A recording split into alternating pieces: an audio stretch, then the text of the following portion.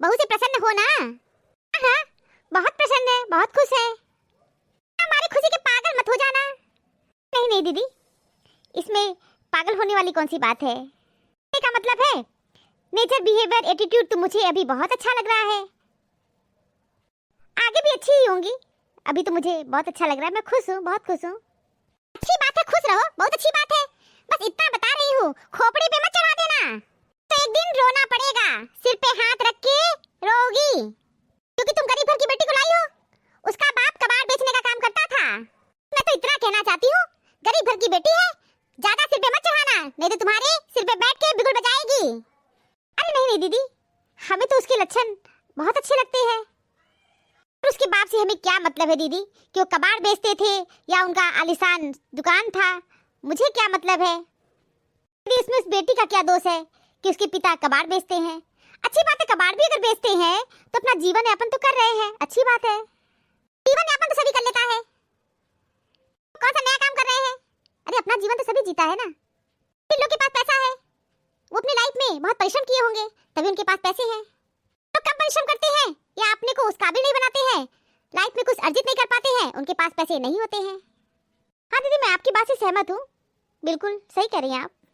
इतना बता रही हूँ कि ज्यादा खोपड़ी पे मत चढ़ाना, नहीं तो खोपड़ी पे बैठ के तुम्हारा तबला बजाएगी, बैठ के तुम नाचोगी।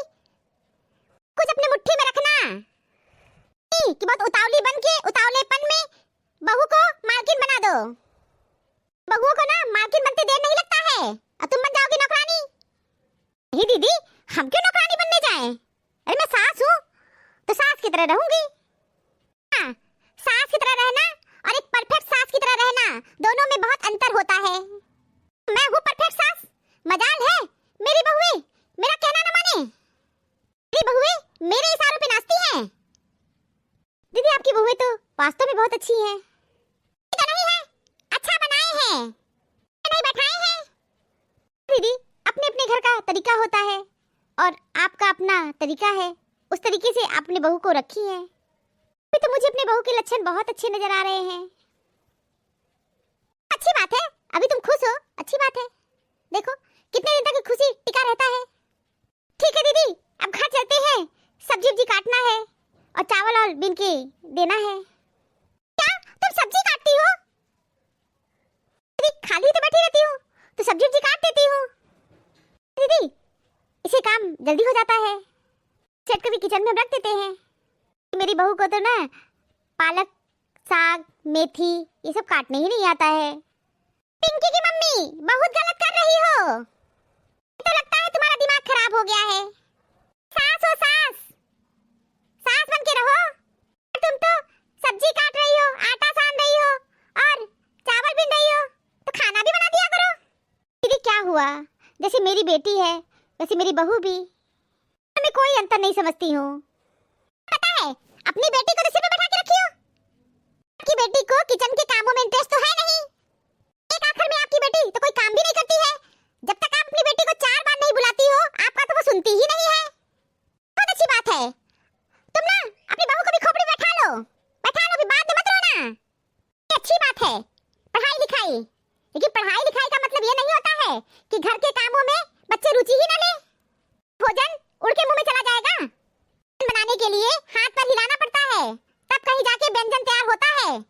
पिंकी की मम्मी, हम इस बात से तुम्हारे सहमत नहीं है, तुम अपनी बिटिया को बहुत बिगाड़ी हो, बहुत बिगाड़ी हो। 25-30 साल की बिटिया हो जा रही है, उनको रोटी बनाना नहीं आ रहा है। में जाएंगी रोटी नहीं खाएंगी? दिन भर में 24 घंटे होते हैं ना, अरे 2 घंटे तो घर के कामों में बच्चों को रुचि तो लेना ही चाहिए। तो शुरू से अपनी बेटी को टाइट करके रखे हैं, अब मजाल नहीं है कि मेरी बिटिया मेरा कहना न माने। बताओ पिंकी की मम्मी, मेरी बिटिया मेरी आंख से डरती है। मेरी बिटिया को खोपड़ी में बैठाई हो, बैठाई रहो भाई। तुम्हारी बिटिया की शादी होगी ना तो ससुराल भी चल जाना, जिंदगी भर खाना बना के खिलाई हो, वहां भी जाके बना के खिलाना। दीदी ये कैसी बात कर रही हैं, हम भी बिटिया के ससुराल थोड़ी ना जाएंगे। अरे दीदी लड़ाई झगड़ा करे क्या, उनके पापा ही है ना, वही सिर पे बैठाए हैं। कहेंगे दूसरे घर जाएगी वहां काम करेगी ना, दूसरे घर जाएगी वहां काम कर लेगी, बोलना तो बहुत सरल है। बड़ी बात है अपने घर में काम की रहेगी तब तो दूसरे घर में जाके काम करेगी। घर में काम करने की हैबिट ही नहीं है तो तुम कैसे सोच रही हो कि तुम्हारी बिटिया दूसरे घर में जाएगी वहां खाना पीना बनाने लगेगी? मेरे कहने का मतलब है अपनी बिटिया से काम लिया करो। बिटिया को साफ साफ कह दो कि बिटिया रानी 24 घंटे होते हैं, 2 घंटे तुम घर के कामों में हेल्प करोगी बस। आप बात तो बिल्कुल सही कर रही है, अब मैं ऐसा करूंगी, प्रयास करती हूँ। प्रयास नहीं, कह दो ये काम करना ही पड़ेगा। अपनी बेटी से भी काम करवाओ, अपनी बहू से भी काम करवाओ, तुम मत काम करो। तुम्हारी कम उम्र में शादी हो गई और बच्चे भी जल्दी हो गए, तो देख के लगता ही नहीं है कि तुम्हारे इतने बड़े बड़े बच्चे हो गए हैं। बचपन देखी ना जवानी देखी, सीधे सास बन गई। दीदी आप भी ना पता नहीं क्या क्या बोलती रहती हैं। क्या हम मुफ्त हैं? हम बहुत बुरे हैं, हम अच्छे कहाँ हैं? भैया मैं तो मुफ्त हूँ, मैं किसी को अच्छी नहीं लगती हूँ, साफ सीधा बोल देती हूँ, किसी को अच्छा नहीं लगता है, मुझे मुफ्त भी कहते हैं। अच्छी बात है, जिसकी जैसी सोच है वो मुझे वैसा ही समझेंगे। मैं इतना जानती हूँ, मैं तुम्हारे हित की बात कर रही हूँ, बाकी तुम्हारी मर्जी। जीवन है, तुम्हारे बच्चे हैं, तुम्हारी बिटिया है, तुम्हारी बहू है, तुमको जैसे चलाना है वैसे चलाओ। दीदी आपकी इस बात में दम तो है ही कि बेटियों से काम करवाना चाहिए। बेटियों से ही नहीं, लड़का लड़की दोनों से घर के काम करवाने ही चाहिए। जैसे हम लोग काम कर रहे हैं वैसे बच्चों को भी तो घर की जिम्मेदारियों को निभाना ही पड़ेगा। चलो अच्छा है, पहले तुम्हारी कुछ बात तो पड़ी, अमल भी करना, इस कान से सुनना उस कान से निकाल देना। नहीं दीदी आपकी बात तो हम सुनते ही हैं और उसे अमल भी करेंगे। ठीक है दीदी घर चलते हैं, बच्चों को देख ले जरा। हाँ जाओ भाई, तुम्हारे बच्चे छोटे छोटे बच्चे हैं। नहीं दीदी अब मेरे बच्चे इतने छोटे भी नहीं हैं, आप भी ना मजाक बहुत करती हैं। ठीक है जाओ, जा अपना घर संभालो। किचन में कोई काम नहीं हुआ है, दीदी सही कह रही थी। वो तो आदत बना ली है, जब सब्जी काटेंगे तभी सब्जी कटेगा, जब हम चावल बीन के रखेंगे तभी चावल बनेगा। तक महारानी उठी नहीं है। ठीक है हम भी देखते हैं, आज तो सब्जी नहीं काटेंगे और चावल भी नहीं बिनेंगे, आटा भी नहीं सानेंगे। आए महारानी और आके किचन में सारे काम करे, आज तो मैं कुछ नहीं करूंगी। दीदी के बात की लाज तो हमको रखनी ही है, तो मैं परफेक्ट सास कभी बन नहीं पाऊंगी। पता नहीं कैसा जीवन मिला हुआ है कि बाल बच्चों को बड़ा किए, बेटी बड़ी हो गई है, बेटे की शादी कर दिए, अभी भी किचन में काम ही कर रहे हैं, उसे फुर्सत ही नहीं मिला है। गलत नहीं कर रही थी, सब सही कर रही थी। क्या करें, हम भी अपनी आदत से मजबूर हैं। बच्चे कह के खोपड़ी बैठा लिए हैं, बच्चे मेरे सिर पे बैठ के तबला बजा रहे हैं। जीवन काम में बीत गया, सारा जीवन किचन में बीत गया, मेरी मौत भी किचन में ही होगी। देखिए महारानी अभी तक उठी कि नहीं उठी? क्यों उठेंगी, संस्कार भी ऐसे नहीं मिले हैं। लेकिन क्या कहें, मेरी बिटिया भी 10 बजे 11 बजे सो के उठ रही है, किस मुंह से अपनी बहू को डांटे और कुछ कहे? बिटिया तो खुद नालायक है, सोच के चुप रहते हैं। ठीक है आज से सब सही करेंगे, अभी देख रहे हैं ना क्या कर रही है, चलती हूँ। करके यहाँ बैठ के पंचायत कर रही हो कि किचन में आए? मम्मी तुम ऐसे कैसे बात कर रही हो, तुम मुझे बात करना सिखाओगी? बिटिया हो, हम तुमको पैदा किए हैं, तुमको पैदा नहीं किए हो, इसे ज्यादा मत बोला करो, टांग मत अड़ाया करो, समझ गई? मम्मी मैं ये कह रही हूँ, तुम सुबह सुबह क्यों चिल्ला रही हो? तुम तो ऐसा कभी नहीं करती हो, फिर सुबह सुबह क्यों चिल्ला रही हो? पागल हो गए हैं ना, पागल हो गए हैं इसीलिए चिल्ला रहे हैं। तुम तो अभी चुप ही रहो, मैं तुमसे बात नहीं कर रही हूँ, तुमको तो मैं बाद में सही करूंगी। तो जाओ किचन में काम करो। ठीक है मम्मी जी मैं अभी जा रही हूँ किचन में, मैं सारे काम कर दूंगी। सारे काम तो करना ही पड़ेगा, सब्जी जी नहीं कटा है, न चावल अभी नहीं है, अब सारे काम तुम कर लिया करो। मम्मी जी मैं सारे काम कर लूंगी। मम्मी जी आज मैं ना बहुत टेस्टी सब्जी बनाऊंगी। महारानी पहले किचन में प्रवेश तो करो, घुसो जाओ, फिर बढ़िया सब्जी बनाना। लूंगी, देखूंगी ना कितना अच्छा बनाती हो, बातें करने में तो बहुत तेज हो, उठोगी भी कि बैठी रहोगी? मम्मी जी मैं तुरंत किचन में जा रही हूँ। मम्मी मुझे लगता है आप शोभा आंटी से मिली हैं। मिली शोभा आंटी से? मुझे लगता है शोभा आंटी तुम्हारे कान भरी है। पता बोली ना तो तुमको चप्पल चप्पल मारूंगी। बड़ों के बारे में ऐसी बातें नहीं बोला करो, आंटी तुमसे बड़ी है और बड़े बुजुर्ग हमेशा अच्छी बातें करते हैं, का इज्जत करना सीखो और बीच मत बोला करो। इधर गुड हैबिट तो है नहीं। हाँ, सारे गुड हैबिट तो शोभा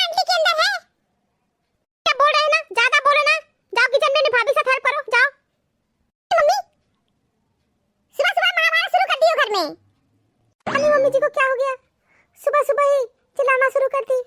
तो ऐसा कभी नहीं करती थी। जी तो हमेशा मुझे बेटी की तरह बहुत प्यार करती थी। मम्मी जी से मैं कभी किसी काम के लिए कही भी नहीं, तो अपनी इच्छा अनुसार काम करती थी। मेरी मम्मी कही थी कि अपनी सास से किसी काम के लिए मत कहना, सारे काम तुम स्वयं करना। भाभी आप नहीं जानती हो, ये शोभा आंटी ना मम्मी को कान भरी है।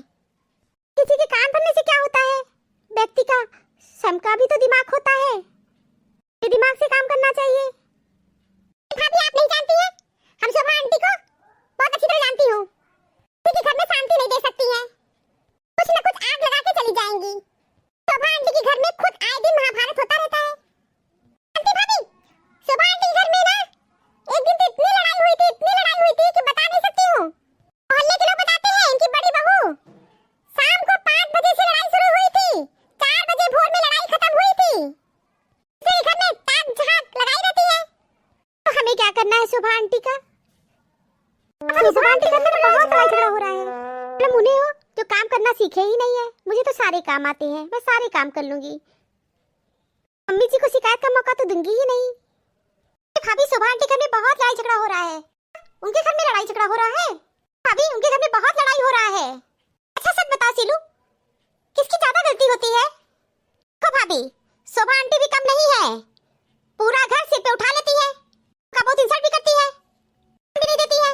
घर की बिटिया, गरीब घर की बिटिया आलतू फालतू बातें बोलती रहती है।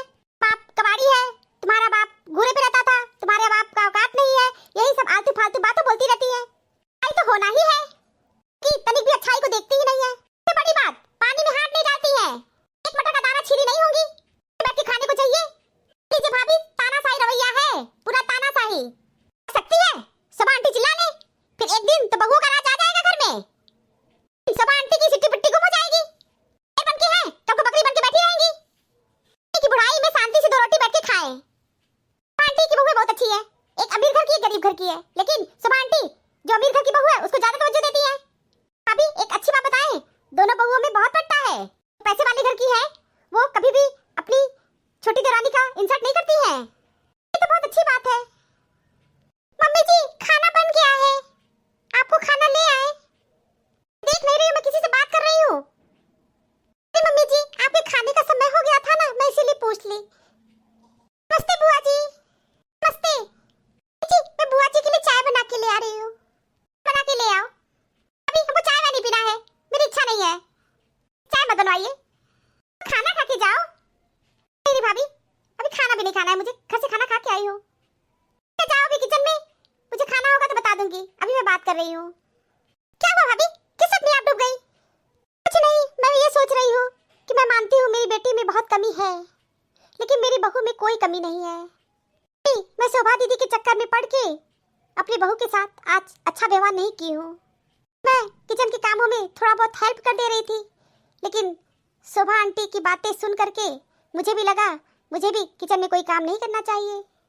भाभी शोभा आंटी के चक्कर में मत पड़िएगा, घर तो बर्बाद कर दी है और दूसरे का घर भी बर्बाद करने में लगी रहती है। हेल्पिंग नेचर है, ये बहुत अच्छा है, और जब तक आपके शरीर में शक्ति है ना, थोड़ी बहुत काम तो करना ही चाहिए। ऐसी बात है कि अगर आप सास बन गई है तो काम ही नहीं करेंगी। सास बनने के बाद लोग खाना पीना, नहाना धोना, सोना उठना बैठना सब बंद कर देते हैं, जीवन तो चलता रहता है ना। अपनी बहू के साथ किचन में थोड़ी देर हेल्प आप कर देंगी तो ये कितनी अच्छी बात है। हाँ मुझसे बहुत बड़ी गलती हुई है, बहुत बड़ी गलती हुई है। मम्मी जी आप किचन में क्यों आ गई, हमें बुलानी होती। बहू मैं इसलिए किचन में आई हूँ ना, आज मैं तुम्हारे साथ अच्छा व्यवहार नहीं की हूँ। मम्मी जी आपका व्यवहार तो बहुत ही अच्छा है। नहीं, आज मैं तुम्हारे साथ किचन में हेल्प नहीं की हूँ। क्या हुआ मम्मी जी, अगर आप किचन में आज हेल्प नहीं की तो मुझे कोई प्रॉब्लम नहीं है। मम्मी हमसे कही है अपनी सास से कोई काम मत करवाना, ये काम तुम स्वयं करना। जी आप तो अपनी इच्छा अनुसार काम कर रही थी, मैं तो कभी आपसे काम के लिए कही भी नहीं। सॉरी मुझसे गलती हो गई, अब मैं तुम्हें ऐसा कभी नहीं बोलूंगी। नहीं मम्मी जी आप सॉरी मत बोलिए, अच्छा नहीं लग रहा हमको, आप सॉरी मत बोलिए। मम्मी जी आप बहुत अच्छी है, बहुत अच्छी है, आपका बहुत हेल्पिंग नेचर है। से मेरी शादी हुई है, एवरीडे आप मेरे साथ किचन में हेल्प ही कर रही थी। बहुत खुश हूँ कि मुझे आप जैसी सास मिली है। बहू बहुत अच्छी है, आप शोभा आंटी के चक्कर में मत पड़िएगा। आंटी ही नहीं, आप किसी के चक्कर में कभी मत पड़िएगा। अपना घर मत बर्बाद करिए। अच्छा लगे ना आप वही करिए, के अनुसार कभी मत चलिए। आपका ये हेल्पिंग नेचर तो मुझे भी बहुत अच्छा लगता है और सास को सीखनी चाहिए। बिल्कुल सही कह रही है, मेरी सास तो सबसे अच्छी है। कुछ हासिल करने के लिए जरूरी नहीं है कि हमेशा दौड़ा ही जाए। बहुत सारी चीजें ठहरने से भी प्राप्त हो जाती हैं, जैसे सुख, शांति और सुकून। चाहे आप कितने भी अच्छे क्यों ना हो, लेकिन अगर आप गलत जगह पर होंगे तो आपकी कीमत धूल बराबर ही होगी। रास्ते कभी बंद नहीं होते, अक्सर लोग हिम्मत हार जाते हैं।